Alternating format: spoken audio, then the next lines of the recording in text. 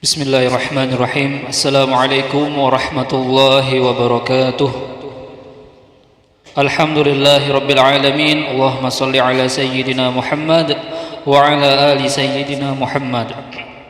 Hadirin para jamaah yang dirahmati oleh Allah Subhanahu wa taala, selamat datang, ahlan wa sahlan wa marhaban bihudurikum fil Masjid Sultan Mahmud Badaruddin Jaya Wikrama Palembang. Hari ini Ahad 11 Zulqa'dah 1445 Hijriah bertepatan dengan 19 Mei 2024 Miladiah. Mari bersama kita melaksanakan salat zuhur berjamaah. Adapun selaku tugas pada hari ini, azan telah dikumandangkan oleh Al-Ustadz Ki Agus Erwin Akib dan salat akan diimami oleh Al-Ustadz Haji Sofwan Imran MSI.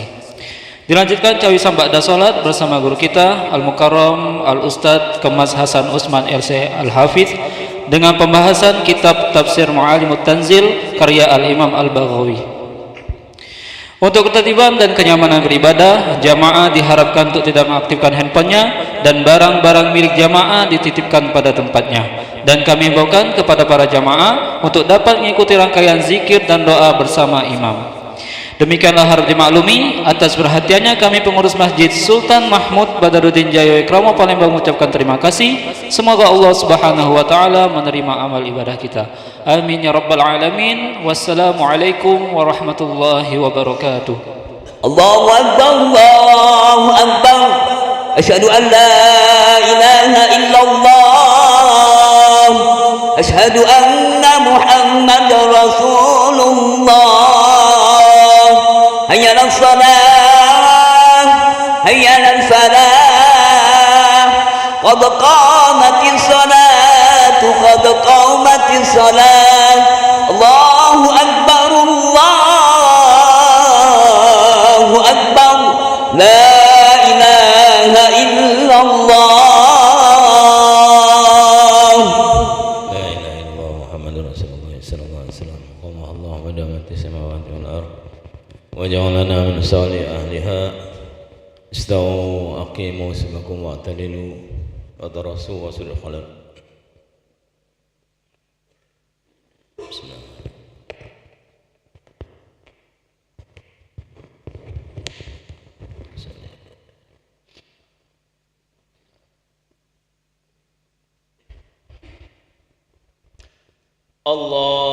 الله أكبر.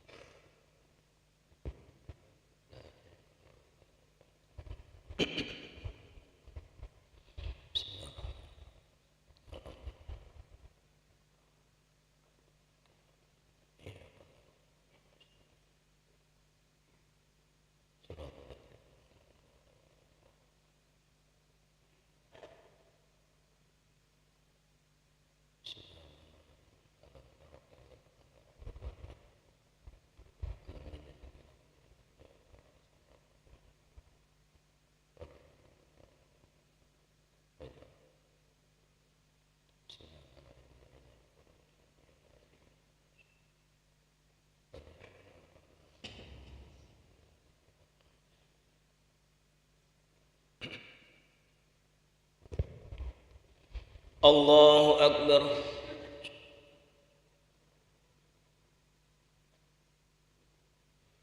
Sami Allahu liman hamidah.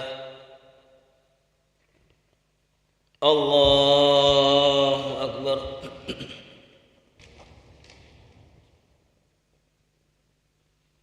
Allahu Akbar.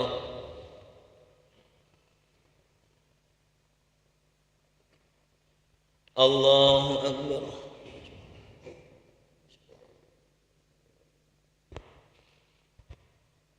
Allahu Akbar.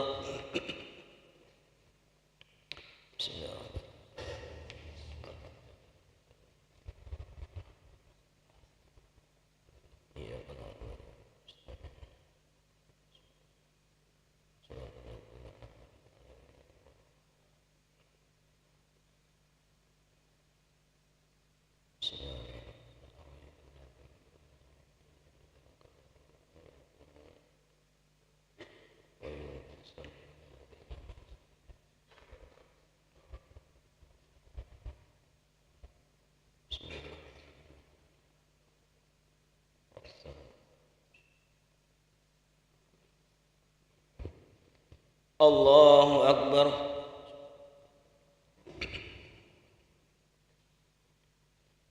Sami Allahu liman hamidah. Allahu Akbar.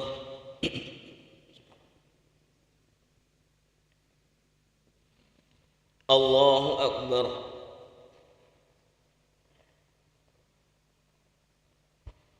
Allahu Akbar.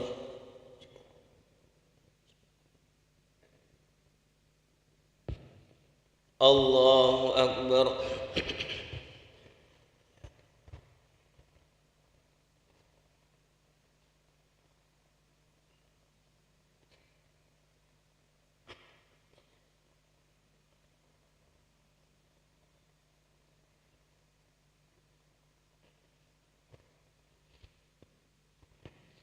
Allahu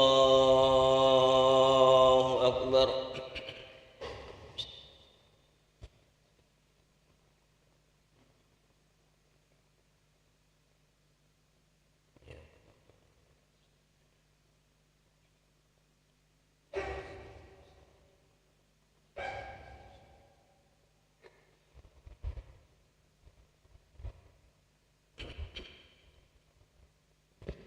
Allahu Akbar.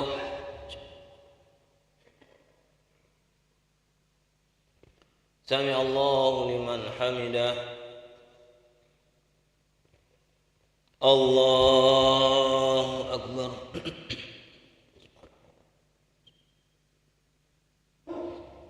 Allahu Akbar.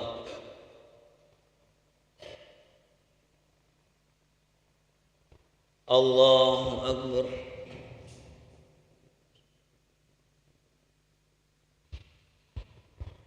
Allahu Akbar.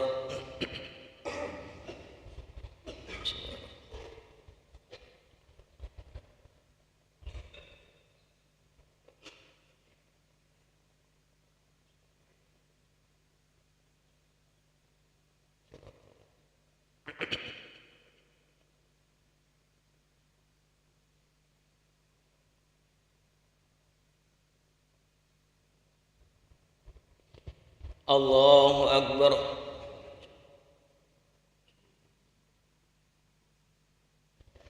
Sami Allahu liman hamidah.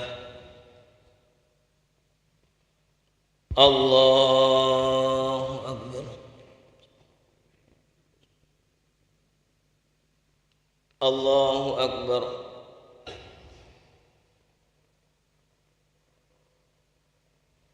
Allahu Akbar.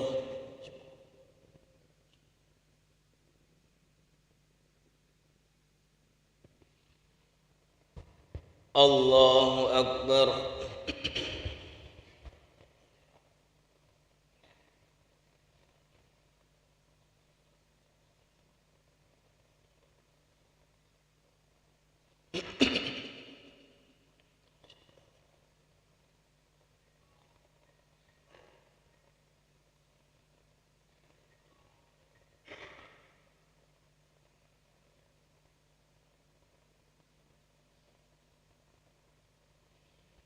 Assalamualaikum warahmatullahi.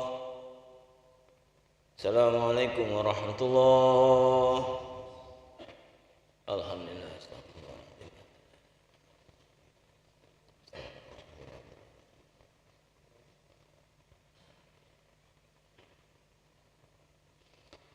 La ilaha illallah wahdahu la syarika lah. Lahul mulku wa lahul hamdu himid wa huwa ala kulli syai'in qadir.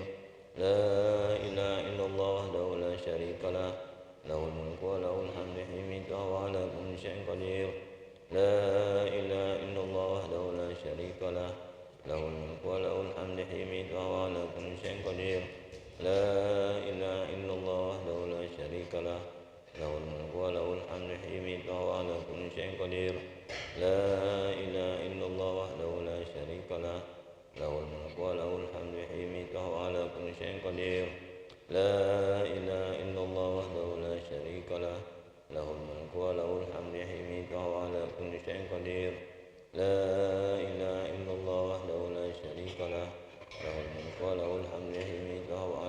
شيء قدير لا إله إلا الله وحده لا شريك له له الملك وله الحمد يميت وهو على كل شيء قدير لا إله إلا الله وحده لا شريك له له الملك وله الحمد يميت وهو على كل شيء قدير لا إله إلا الله وحده لا شريك له له الملك وله الحمد يميت وهو على كل شيء قدير اللهم أجرنا من النار اللهم أجرنا من النار اللهم أجرنا من النار اللهم أجرنا من النار اللهم أجرنا من النار اللهم أجرنا من النار اللهم أجرنا من النار السالمين اللهم أنت السلام ومنك السلام ولك يعود السلام فهينا ربنا بالسلام وادخلنا الجنة دار السلام تبارك ربنا وتعالى يا ذا الجلال والإكرام بسم الله الرحمن الرحيم الحمد لله رب العالمين الرحمن الرحيم مالك يوم الدين إياك نعبد وإياك نستعين اهدنا الصراط المستقيم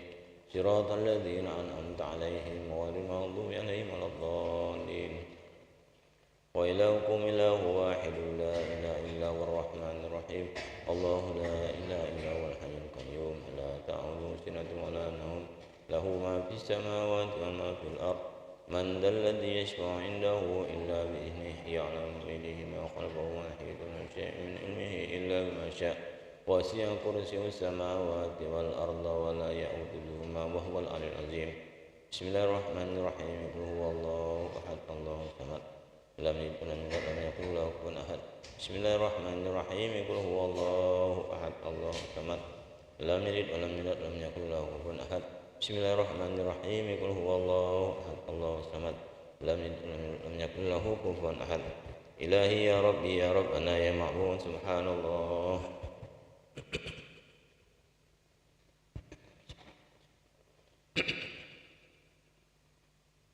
سبحان الله سبحان الله سبحان الله سبحان الله سبحان الله سبحان الله سبحان الله سبحان الله العظيم وبحمده الكريم دائما أبدا الحمد لله الحمد لله الحمد لله الحمد لله الحمد لله الحمد لله الحمد لله الحمد لله الحمد لله الحمد لله الحمد لله الحمد لله الحمد لله الحمد لله الحمد لله الحمد لله الحمد لله الحمد لله الحمد لله رب العالمين على كل حال وفي كل حال وبنعمة الله أكبر الله أكبر الله أكبر الله أكبر الله أكبر الله أكبر الله أكبر الله أكبر الله أكبر الله أكبر الله أكبر الله أكبر الله أكبر الله أكبر الله أكبر الله أكبر الله أكبر كبيرا والحمد لله كثيرا سبحان الله بكرة وأصيلا لا إله إلا الله وحده لا شريك له له الملك وله الحمد يميت وهو على كل شيء قدير ولا حول ولا قوة إلا بالله العلي العظيم استغفر الله العظيم أعوذ بالله من الشيطان الرجيم بسم الله الرحمن الرحيم الحمد لله رب العالمين حمدا شاكرين حمدا ناعمين حمدا يوافي نعمه ويكافئ مزيدا يا ربنا لك الحمد كما ينبغي لجلالك الكريم وعظيم سلطانك اللهم لك الحمد ولك المشتكى وأنت المستعان ولا حول ولا قوة إلا بالله العظيم سبحانك لا نحصي ثناء عليك أنت كما فلك الحمد حتى ترضى فلك الحمد بعد رضا فلك الحمد إذا رضيت أنا دائما أبدا اللهم صل على حبيب الرحمن أدنى ما كان قد كان اللهم صل على سيدنا محمد عدد ما في الله صلاة دائمة بدوام ملك الله ومن يتق الله يجعل له مخرجا يرزقه من حيث لا يحتسب ومن يتوكل على الله فهو حسبه إن الله بلغ أمره قد جعل الله لكل شيء قدرا اللهم جملنا بالعافية والسلامة وقنا بالتقوى والاستقامة وأعذنا من موجبات الندامة إنك سميع الدعاء اللهم أحسن عاقبتنا في الأمور كلها وأجرنا من خزي الدنيا وعذاب الآخرة اللهم اغفر لنا ولوالدينا والمشايخنا ولأصحابنا ولأحبابنا ولمن أحسن إلينا وللمؤمنين والمؤمنات والمسلمين والمسلمات يا رب العالمين ربنا تقبلنا إنك أنت السميع العليم وتب علينا إنك أنت التواب الرحيم ربنا آتنا من لدنك رحمة وهيئ لنا من أمرنا رشدا ربنا آتنا في الدنيا حسنة وفي الآخرة حسنة وقنا عذاب النار وادخلنا الجنة مع الأبرار يا عزيز يا غفار رب العالمين وصلى الله على سيدنا محمد وعلى آله وصحبه أجمعين سبحان ربك رب العزة عما يصفون وسلام على المرسلين والحمد لله رب العالمين. الفاتحة.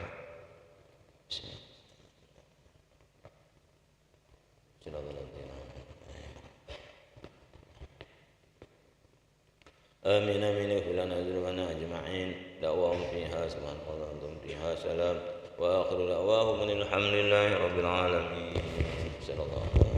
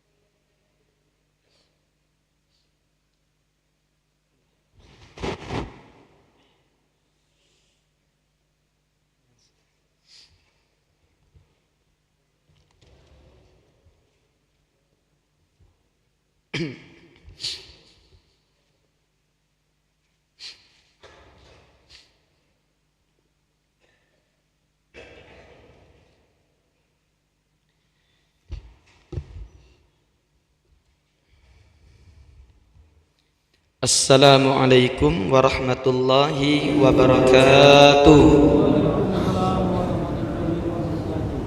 Alhamdulillahilladzi akramana bi anwaril Qur'an. Wassalatu wassalam ala sayyidina Muhammadinil Mustafa sayyidi waladi Adnan wa ala alihi wa sahbihi wa tabi'ina lahum bi ihsan.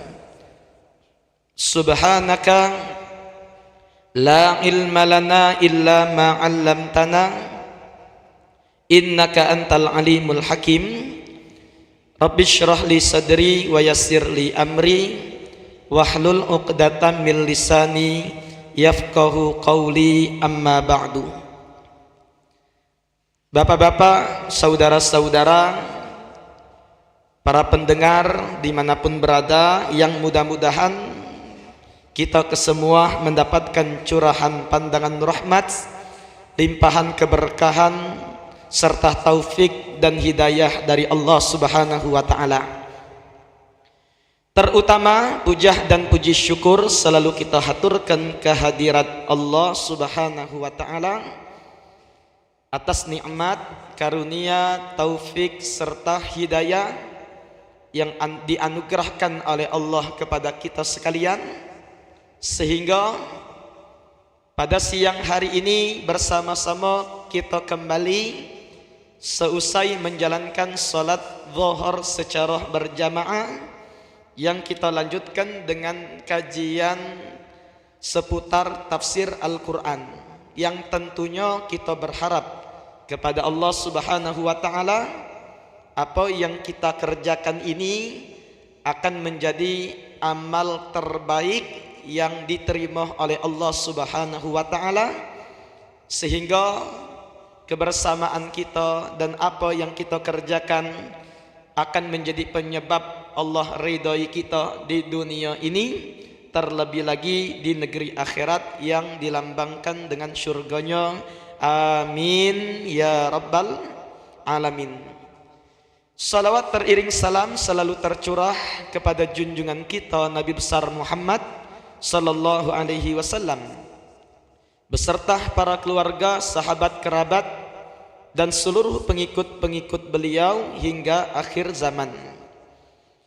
Bapak-bapak, saudara-saudara sekalian rahimakumullah, dalam kesempatan ini kita akan membaca tafsir Al-Quran dari surat An-Nisa ayat ke-171, yang dimana ayat ini penjelasan dari Allah seputar sifat-sifat buruk dari ahlul kitab, yang identik kalau disebutkan ahlul kitab adalah orang-orang Yahudi dan orang-orang Nasrani. Orang-orang Yahudi mereka mengklaim bahwa mereka pengikut setia Nabi Musa alaihi salatu wassalam. Orang-orang Nasrani mereka mengklaim pencinta, pengikut dari Nabi Isa alaihi salatu wassalam. Tetapi pengakuan mereka hanya sebatas pengakuan di lisan. Kenapa kita sebutkan hanya sekedar pengakuan di lisan? Karena apa yang mereka perbuat tidak sesuai dengan apa yang diajarkan oleh Nabi Musa dan oleh Nabi Isa, yang seluruh misi utama para rasul, para nabi adalah mentauhidkan Allah Subhanahu wa Ta'ala, ngajak seluruh umat manusia untuk mentauhidkan Allah, ibadah semata-mata karena Allah dan untuk Allah, dan tidak mempersekutukan Allah dengan sesuatu. Sedangkan Yahudi mereka berkata di dalam Quran, Uzairun ibnullah, Uzair itu anaknya Allah, padahal adalah hamba soleh, hamba yang mulia, tapi mereka katakan itu anak Allah. Adapun Nasrani mereka katakan Masih ibnullah, Masih itu Nabi Isa, anaknya Allah, yang dia adalah seorang rasul, seorang nabi, bukan anak Allah. Nah, dari sinilah para Yahudi, para Nasrani mereka ngaku pengikut setia para rasul, tetapi mereka melenceng dari ajaran nabi dan ajaran para rasul. Nah, makanya Allah Subhanahu wa Ta'ala berfirman dalam ayat yang mulia ini, A'udzu billahi minasyaitonir rajim, ya ahlal kitab la taghlu fi dinikum. Wahai ahlul kitab, janganlah kalian itu taghlu, melampaui batas, fi dinikum, di dalam agama kalian, yaitu melampaui batas mereka di dalam, kata ulama tafsir, perkara zatnya Nabi Isa.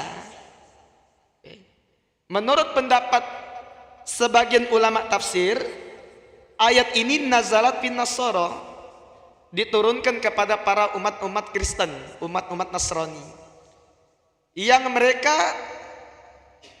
ada golongan yang ngatakan Isa huwallah, na'udzubillah, Nabi Isa itu dialah adalah jelmaan Allah. Ini sangat sesat. Inilah yang mereka punya kelompok yang namanya Yakubiyah dan diikuti dengan Malkaniyah. Jadi Kristen itu ada 4 kelompok, ya. Dari 4 ini ada 2 kelompok ngatakan Isa huwallah, na'udzubillah, Isa itu adalah Allah. Ngapo? Karena dia lahir tanpa bapak. Ya. Yang kemudian malaikat Jibril niupkan ruh kepada Siti Maryam, yang kemudian ruh itu adalah Allah. Na'udzubillah. Lain lagi ada dua kelompok yang lain, Nasturia, dan begitu juga ada kelompok yang namanya Markusia. Dia ngatakan Isa huwa ibnullah. Isa itu bukan jelmaan Allah, tapi dia anak Allah. Kenapa mereka katakan anak Allah? Karena Siti Maryam itu lahir tanpa ada suami. Nabi Isa itu dilahirkan tanpa bapak. Maka dari itu, oleh karena tanpa bapak, itu anaknya Allah. Ini adalah akidah-akidah yang sesat. Kalaulah mereka ngatakan Nabi Isa bisa dikatakan anaknya Allah cuma sekedar karena Siti Maryam melahirkan tanpa suami, maka harusnya mereka katakan Nabi Adam lebih dari situ. Karena inna mathala Isa indallah kamathili Adam. Permisalan Nabi Isa di sisi Allah itu seperti Nabi Adam. Khalaqahu min turab thumma qala lahu kun fayakun. Dia ciptakan dari tanah. Bahkan Nabi Isa itu Nabi Adam itu lebih dahsyat daripada Nabi Isa. Kalau Nabi Isa cuma sekedar dakati bapak, tidak ada bapak, masih ada ibu. Tapi kalau Nabi Adam tidak ada ibu, tidak ada bapak. Ketika mereka katakan Nabi Isa jadi Tuhan karena dia tidak kati bapak, dia terlahir, maka harusnya Nabi Adam lebih dari situ. Dikarenakan tidak kati bapak, tidak kati ibu. Nah, ini adalah jawaban dari Allah Subhanahu wa taala tentang kesesatan orang Nasrani. Makanya kita setiap sholat berlindung. Diwajibkan oleh Allah setiap kali baca Al-Fatihah. Siratal ladzina an'amta alaihim ghairil maghdubi alaihim waladdallin. Ghairil maghdub, bukan orang yang dimurkai. Siapa yang dimurkai? Yahudi. Waladdallin, dan siapa yang tersesat? Kita berlindung darinya, umat-umat Nasrani yang disesatkan oleh Allah Subhanahu wa taala akidah mereka, sehingga menjadikan Al-Masih Nabi Isa sebagai Tuhan. Nah, ada juga yang berpendapat dalam ayat ini seperti Imam Hasan Al-Basri, dia mengatakan ayat ini tidak hanya diturunkan kepada umat Nasrani baik, tapi juga diturunkan kepada Yahudi. Karena panggilannya ahlul kitab, wahai orang yang diberikan kitab. Nah, memang secara nyatanya baik Yahudi maupun Nasrani sama-sama gulul, sama-sama melampaui batas di dalam kepribadian Nabi Isa. Tapi berbedanya, kalau Nasrani mereka terlalu cinta. Yang cinta mereka kepada Nabi Isa melampaui batas sehingga menjadikan Nabi Isa sebagai Tuhan. Ini mereka tercela di situ. Adapun kalau Yahudi, mereka melampaui batas juga di dalam zat Nabi Isa, tapi mereka benci dengan Nabi Isa, sehingga mereka berniat untuk membunuh Sayyidina Isa, yang kemudian makaru wa makarallah. Mereka punya daya tipu daya, Allah juga punya tipu daya. Ketika sang pengkhianat dari murid pengikut Nabi Isa menjebak Nabi Isa untuk pergi satu tempat yang sudah ditunggu oleh orang Yahudi untuk dibunuh, maka Nabi Isa diangkat oleh Allah, barrafa'ahullah ilaih, diangkat ke langit. Yang pengkhianat tadi diserupakan oleh Allah, mukanya seperti Nabi Isa. Ini luar biasa. Sehingga yang mereka salib, mereka bunuh adalah pengikutnya yang berkhianat, bukan Nabi Isa. Adapun Nabi Isa nanti ketika Dajjal 40 hari turun ke bumi melakukan kerusakan, maka setelah dia berada di Menara Baidha, Menara Putih di Syam, Nabi Isa diturunkan lagi oleh Allah dan membunuh Dajjal. Ya, jadi kalau Yahudi mereka ingin membunuh Isa, kalau Nasrani terlalu cinta sehingga mentuhankan Isa. Tapi kita umat Islam, kita harus wajib percaya Nabi Isa adalah hamba Allah, dia adalah utusan Allah dan dia bukan Tuhan yang berhak untuk disembah. Kita punya akidah hanya Allah yang berhak untuk disembah dengan sebenar-benarnya, dan tidak ada sekutu bagi dia. Nah, dalam masalah ini juga terkadang banyak bermunculan satu opini. Ada kelompok yang mereka itu mencoba untuk menghilangkan pengagungan kita terhadap Nabi kita, Nabi Muhammad sallallahu alaihi wasallam. Mereka berdalil jangan sampai umat Islam terlalu cinta sama Nabi Muhammad sallallahu alaihi wasallam, memujinya, banyak bersalawat kepadanya, takut kaget terjatuh dalam jebakan seperti jatuhnya umat Nasrani. Apakah ini bisa diterima? Tidak bisa diterima. Sehingga mereka katakan tidak boleh kalau nyebut nama Nabi Muhammad pakai Sayyiduna. Itu kan kadang tersebar di masyarakat. Tidak boleh terlalu kita ngagung-ngagung kenian. Maka yang tidak boleh itu adalah mentuhankan. Itu yang dilarang. Adapun kalau memuji, mengagungkan Nabi Muhammad itu kewajiban. Kita mencintai Nabi Muhammad, mengikuti sunnah-sunnah beliau, itu sebuah keharusan. Dan apalagi kalau pengen nyebut nama Nabi Muhammad, ya jangan kita samakan dengan panggilan kita dengan yang lain.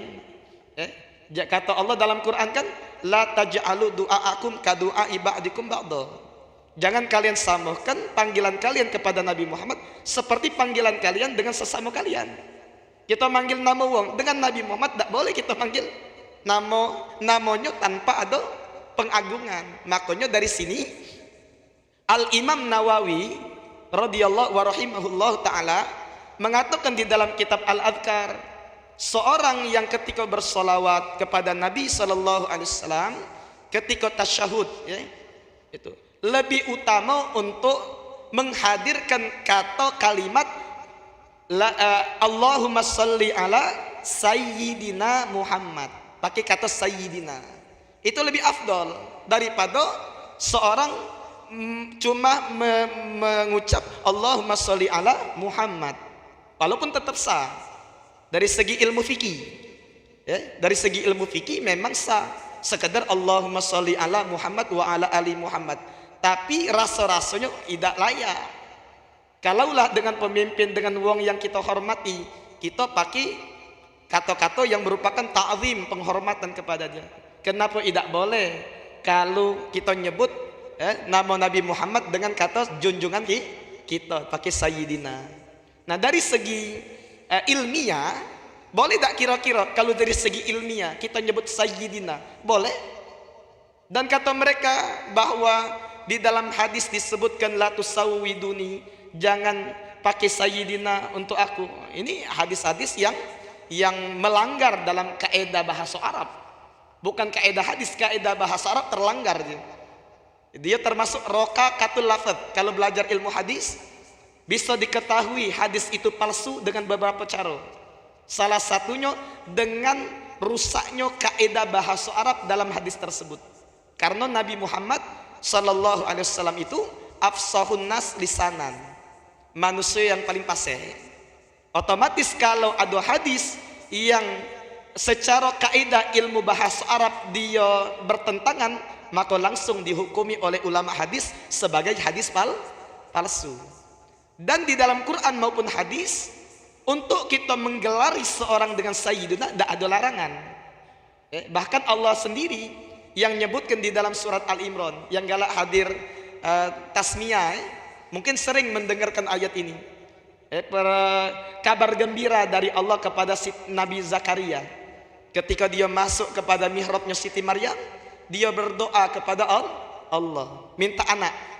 Kemudian datang malaikat menghampiri dia dan mengatakan annallaha yubashshiruka bi Yahya, Allah memberikan kabar gembira kepadamu seorang anak yang akan lahir untukmu yang namanya Yahya. Yubashshiruka bi Yahya musaddiqan bi kalimatin minallah, dia yang akan membenarkan kalimat dari Allah, yaitu Nabi Isa. Wasayyidan, Allah sebutkan Nabi Yahya itu sifatnya ada sayyid.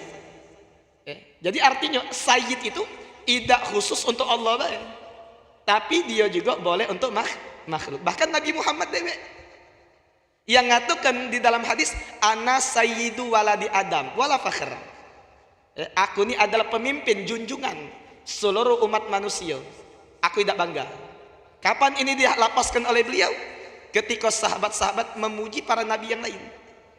Sahabat lagi berkumpul, mereka memuji Nabi Adam, dia manusia yang pertama, memuji Nabi Nuh, memuji Nabi Ibrahim, dia Khalilullah, memuji Nabi Isa, dia adalah Kalimullah, memuji Nabi Isa, dia adalah Ruhullah.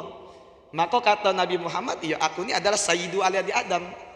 Bukan maksud Nabi Muhammad untuk bangga, untuk memamer, tidak. Biar kita sebagai umat ini tahu kadar derajat tingginya beliau. Sehingga ketika kita muji beliau, beliau tetap terpuji, beliau tetap terhormat. Tapi kita dewek yang akan dapat keutamaan ketika memuji beliau. Dan begitu juga kalau kita lihat di dalam bahasa Arab, definisi dari sayyid itu sendiri ada 3. Yang pertama, kata para ulama, yang pantas untuk disandingkan namanya dengan sayyid, sayyiduna itu man sada fi qaumihi, bagi setiap orang yang sada, memimpin pada kaumnya. Baik itu wali kota, baik itu gubernur, maka pantas mereka disebut dengan sayyiduna. Kenapa? Karena mereka memimpin dalam kaumnya. Yang kedua, kata para ulama, man la yastafizuhul ghadab, orang yang tidak mudah terpancing. Ada wong biasa, tapi ketika dipancing amarahnya tidak gampang dia terpengaruh. Oh, ini termasuk wong yang pantas untuk disebut dengan junjungan kita dalam bahasa Arab. Yang ketiga definisinya, yang layak untuk disebut dengan sayyiduna adalah man tafza'un nas ilaihi inda syada'id. Wong yang ketika manusia yang lain punya masalah berlari ke dia, bercurhat sama dia, minta pendapat dengan dia, ada masalah ngadu dia. Nah, wong yang dituju untuk permasalahan untuk diselesaikan dengan dia, itu namanya sayyiduna, boleh. Dan kata para ulama seperti abahnya guru kami Habib Umar, mereka mengatakan wa qad ijtama'at hadhihi sifat fi nabiyyina Muhammad sallallahu alaihi wasallam. Sungguh 3 sifat tadi yang pantas untuk disebut dengan sayyid terkumpul semua pada kepribadian Nabi Muhammad sallallahu alaihi wasallam. Beliau pemimpin umat Islam. Beliau tidak gampang untuk diprovokasi kemarahannya. Yang ketiga, beliau juga tempat pengaduan. Jangankan manusia yang ngadu, hewan lagi ngadu dengan Nabi Muhammad. Onta tidak diinjak makan tapi diinjak gaya berat, ngamuk. Kemana datang? Ke Nabi Muhammad. Ke Nabi Muhammad biar nasihati majikannya, pemiliknya. Ngapo tidak injak makan yang selayaknya dengan pekerjaan yang dibebankan. Artinya memang layak. Untuk beliau itu disebut dengan Sayyiduna Muhammad, Sayyidina Muhammad. Nah, yang tak boleh itu seperti yang dikatakan oleh pengarang kitab Burdah Al-Madi, da'mat da'athun nasara fi nabiyihimi. Dalam syair burdahnya, tinggalkan apa yang diakui oleh orang Nasrani pada nabi mereka. Apa dia yang diakui umat Nasrani? Menjadikan Nabi Isa sebagai Tuhan. Nah, itu yang tak boleh. Kalau ada umat Islam yang ngomong Nabi Muhammad itu Tuhan kami, nah ini yang dilarang. Tapi kalau selainnya, wahkum bima syi'ta madhan fihi wahtakimi. Dan tetapkan untuk Nabi Muhammad segala pujian yang kalian inginkan. Pasing nak muji apa baik? Yang penting jangan menjadikan beliau sebagai Tuhan. Ini sallu ala Nabi Muhammad. Allahumma salli ala sayyidina Muhammad wa ala ali sayyidina. Ini tentang Nabi Isa. Jadi kita terbebas, ya.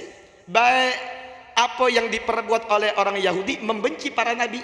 Nabi Zakaria dibunuhnya, Nabi Yahya dibunuhnya, Nabi Isa nak dibunuhnya pula. Atau umat Nasrani yang terlalu mencintai sampai menjadikan Nabi Isa sebagai Tuhan. Tapi kita tengah-tengah. Kita cinta, beriman kepada Nabi Muhammad, beriman kepada Nabi Musa, beriman kepada Nabi Musa. Kita ta'zim dengan mereka, dan kita juga benar-benar berkeyakinan mereka adalah hamba Allah dan utusan Allah. Yang kemudian kita hanya bertauhidkan kepada Allah Subhanahu wa ta'ala di dalam ibadah kita. Ini kemudian Allah meneruskan firman-Nya, wala taqulu 'alallahi illal haq. Jangan kalian berkata atas nama Allah kecuali yang benar. Seperti Yahudi dan Nasrani ketika mereka ditanya oleh kafir Quraisy, Apa pendapat kalian terhadap Nabi Muhammad? Kata mereka, yo kami tidak tahu apa-apa karena di kitab kami tidak kata. Padahal tahu. Sifat Nabi Muhammad itu sudah dari ujung rambut sampai ujung kaki. Ada kalau di dalam kitab Taurat maupun kitab Injil. Dan Allah sebutkan di dalam Quran, alladzina atainahumul kitab ya'rifunahu kama ya'rifuna abna'ahum. Orang-orang yang diberikan kitab dari Yahudi maupun Nasrani tahu kenal dengan Nabi Muhammad seperti mereka kenal dengan anak-anak mereka sendiri. Kenapa? Lengkap. Cak mano mato Nabi Muhammad, alis Nabi Muhammad, hidung Nabi Muhammad, itu ada di dalam kitab Taurat. Tapi mereka tidak akui. Nah, makanya kata Allah, ketika nanya para kufar Quraisy, orang-orang kafir dari kalangan bangsa Arab, nanya kepada Yahudi, cak mano pendapat kalian dengan Nabi Muhammad? Mereka tidak tahu, padahal ada. Jadi mereka nyimpen, tidak mereka katakan yang sebenarnya. Maka Allah tegur, wala taqulu 'alallahi illal haq. Jangan kalian berkata atas nama Allah kecuali yang benar. Nah, ini juga pacak kata para ulama tafsir untuk kita ambil pelajaran. Termasuklah bagi kita umat Islam yang harus betul-betul diperhatikan, termasuk ingin menghindari dari berkata atas nama Allah dengan kebatilan adalah orang yang mudah berfatwa tanpa didasari dengan ilmu. Nah, itu upayakan kita hindari, berlindung kepada Allah darinya. Berfatwa ketika ditanya oleh orang lain, kemudian kita katakan, tapi apa yang kita jawab ini tanpa didasari dengan ilmu. Nah, ini kata para ulama termasuk iftira 'alallahil kadzib, mengadakan kebohongan atas nama Allah. Yang harusnya boleh dikatakan tidak boleh, yang harusnya tidak boleh dikatakan boleh. Nah, ini yang dicelah oleh Allah. Di dalam ayat yang lain Allah Subhanahu wa taala berfirman, wala taqulu lima tasifu alsinatukumul kadzib. Jangan kalian berkata terhadap apa yang disifatkan oleh lisan kalian dari sebuah kebohongan. Apa dia yang cak mano caranya? Hadza halal wa hadza haram.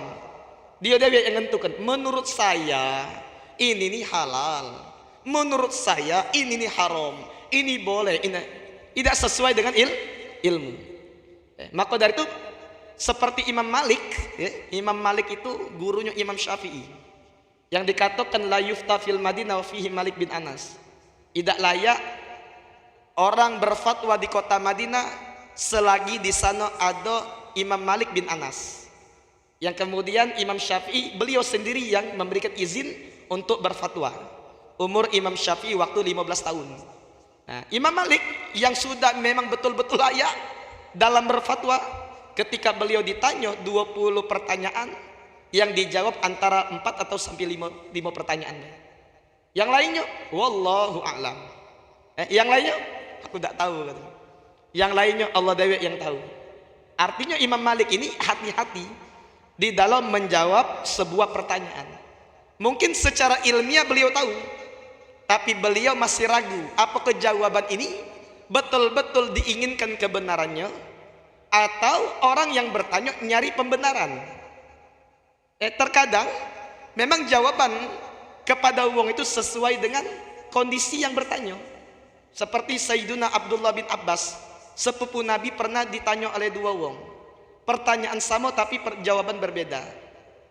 Datang beliau saat di majelis seperti ini, banyak para murid-muridnya, datang orang bertanya, wahai imam, apa pendapatmu tentang hukum orang yang mencium istrinya pada bulan Ramadan? Kata beliau, sah-sah baik, boleh-boleh baik. Ya sudah, artinya tidak batal puasanya. Jadi pergi orang ini, datang lagi yang lain, nanyanya sama, apa pendapatmu tentang hukum orang yang mencium istrinya pada saat bulan Ramadan? Kata Sayyidina Abdullah bin Abbas, haram, batal puasanya. Kaget, kok baca beda? Pertanyaan sama, dua orang berbeda, jawabannya berbeda. Maka dijelaskan oleh Sayyidina Abdullah bin Abbas, orang yang pertama sudah syebe, lah tua, tak kewawo lagi. Jadi ketika dia mencium istrinya, ya biasa-biasa, sekadar nyium. Dan memang dalam kaidah ilmu fikih tidak membatalkan. Tapi yang kedua ini masih seger, masih muda, masih kuat. Takut kaget kalau dia nyium istrinya ngerambat ngerayap yang lain. Dari sini. Jadi sesuai dengan kondisi orang yang bertanya. Makanya hati-hati dalam memberikan fatwa. Ketika memberikan fatwa, jangan jawab kecuali memang sesuai dengan ilmu pengetahuan yang kita kaji dan juga dengan kondisi orang yang bertanya. Ada juga yang bertanya kepada seorang alim, ketika dua wong bertanya satu jawaban, satu pertanyaan, tapi jawabannya berbeda. Ketika dia bertanya, apa hukumnya bagi orang yang berjima di siang hari di bulan Ramadan, bersetubuh, maka hukuman bagi dia kafarah. Kafarah apa? Dia harus berpuasa 2 bulan berturut-turut. Itu memang ketentuannya. Tapi ketika datang yang lain bertanya yang sama, apa kafarah untuk orang yang bersetubuh di bulan Ramadan siang hari? Katanya ngenjuk makan 6 orang fakir miskin. Nah, ngapa berbeda itu? Kata alim ini, katanya yang pertama itu banyak duit. Kalau dia disuruh untuk ngenjuk makan 60 wong, jangan ke 60, 1000 wong baca dia ngenjuk. Kaget dia tiap hari lakukan itu. Tapi kalau ini dia ini buntu. Dia buntu. Jadi sekiranya dia berjima harus memberi makan orang-orang yang fakir miskin 60, maka tidak ada duit dia. Jadi ini artinya apa? Ajaran para ulama-ulama kita. Jadi mereka hati-hati dan melihat siapa yang bertanya, sehingga setiap orang tidak ada meremehkan tentang hukum-hukum di dalam agama yang mulia ini, agama Islam. Maka dari itu, wala taqulu 'alallahi illal haq. Jadi jangan berkata atas nama Allah kecuali yang benar. Seperti orang Yahudi Nasrani, mereka berkata atas nama Allah dengan kebatilan, maka mereka dicela. Maka kita pun jangan sampai meloi mereka. Termasuk orang yang berkata atas nama Allah dengan kebatilan, yaitu berfatwa tanpa didasari dengan ilmu. Kemudian Allah berfirman, innamal masihu ibnu Maryam rasulullah wa kalimatuhu. Bahwasanya Nabi Isa alaihi salatu wassalam, anaknya Maryam itu adalah utusan Allah. Wa kalimatuhu, dan kalimatnya. Apa dia kalimatnya?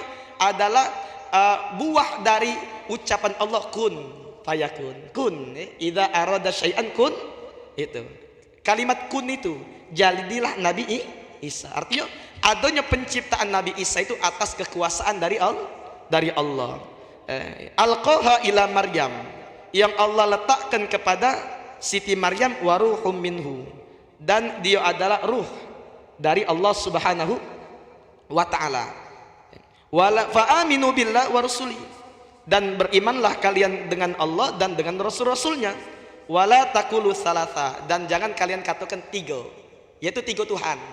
Yang seperti di awal tadi, menurut Markusia yang mengatakan bahwa Allah itu ada, Nabi Isa itu adalah Tuhan yang ketiga. Mereka menganggap bahwa Tuhan itu ada 3, Trinitas. Ada Tuhan Allah Bapa, ada Tuhan Anak Nabi Isa, ada juga kata mereka Tuhan ketiga, Ruhul Kudus. Ruhul Kudus siapa? Malaikat Jibril. Mereka mikir pertama Tuhannya Allah, kemudian Nabi Isa.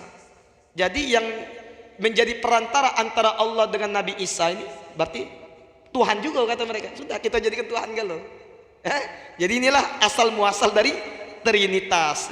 Intahu khairul lakum, kata Allah. Berhentilah daripada mempertigakan Tuhan itu. Itu lebih baik bagi kalian. Adapun Allah, kalian nak bersyirik, kalian nak maksiat, Allah tidak rugi. Allah kaya, qayyum.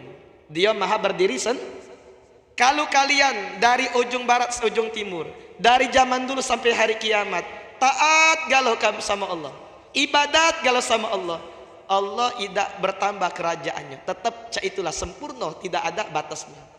Kalau kalian maksiat galau dari ujung barat sampai ujung timur, kata Allah, ma naqasa min mulki syai'a, tidak akan berkurang sedikit pun dari kerajaan.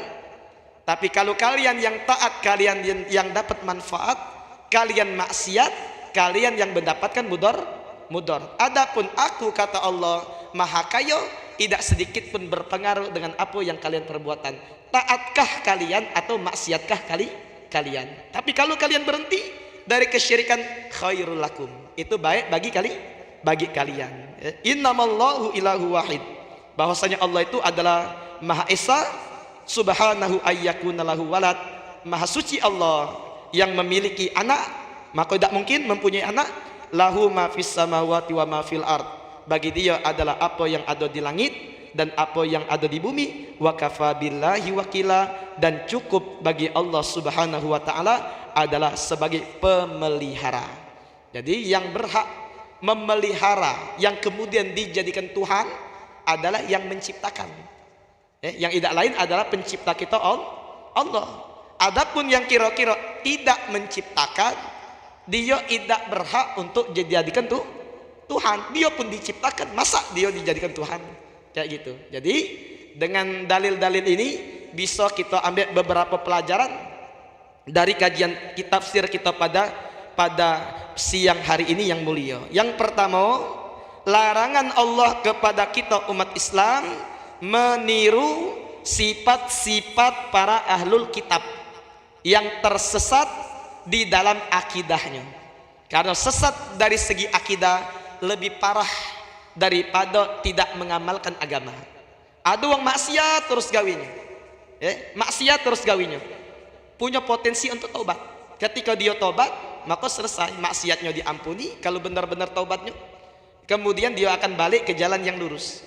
Tapi ketika akidahnya rusak, dia banyak ibadah, seperti ada siko namanya Abdurrahman bin Muljim. Siapa Abdurrahman bin Muljim? Dia ini sawam, ahli puasa, gawam, ahli tahajud, hafal Quran. Quran itu hafal, melotok, ingatannya kuat. Tapi apa? Akidahnya rusak. Dia menganggap Imam Ali sudah melanggar syariat dengan tidak memerangi Muawiyah, yang kemudian dia dewek yang membunuh Sayyidina Ali karramallahu naudzubillah. Dengan alasan apa? Dengan alasan bahwa ketika Imam Ali berlaku salah, maka bisa dihukum ke kafir. Dan ketika Imam Ali kafir, halal dibunuh. Bahkan dia sendiri ngomong dengan jelas, katanya, aku telah melakukan perbuatan amal baik yang paling tinggi. Apa dia? Bunuh Sayyidina Ali. Naudzubillah, rusak akidah.